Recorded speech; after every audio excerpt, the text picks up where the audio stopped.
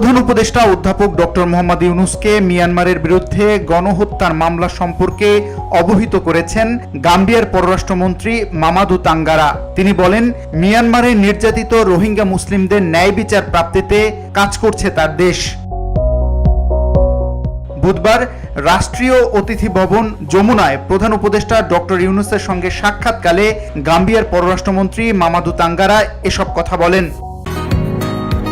বসুন্ধরা, উত্তরা, বনশ্রী, কুড়িল ও বাড্ডা সহ রাজধানীর বিভিন্ন স্থানে অভিজাত ও অত্যাধুনিক মানের ফ্ল্যাট কেনার এক নির্ভরযোগ্য প্রতিষ্ঠান প্লেজেন্ট প্রপার্টিজ লিমিটেড। তাই আপনার স্বপ্নের আবাসনের জন্য আজই যোগাযোগ করুন।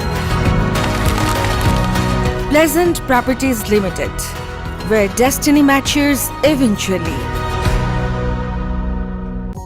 আমি আপনাদের আশ্বস্ত করতে পারি, গাম্বিয়ার প্রেসিডেন্ট এই বিষয়টিকে সমর্থন করেছেন এবং বিষয়টি দেখছেন। আমরা এই বিষয়টিকে আবার সঠিকভাবে উপস্থাপন করতে চাই। তিনি বলেন, গাম্বিয়ার প্রেসিডেন্ট এবং গাম্বিয়ার জনগণ এ বিষয়ে প্রতিশ্রুতিবদ্ধ।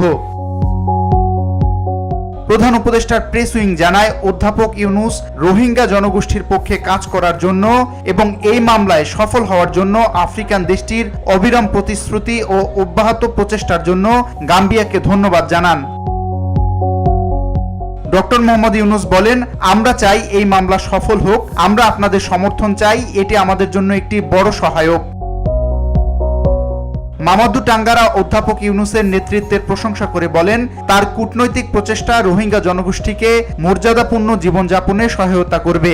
মামাদু বলেন, গাম্বিয়ার জনগণের কাছে আপনি পরিচিত নাম। আপনার আভা নিয়ে আন্তর্জাতিক সম্প্রদায় সবসময় আপনাদের পাশে থাকবে।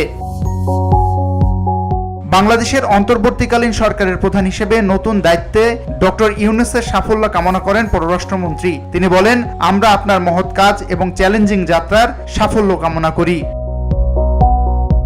VOD Bangla news desk.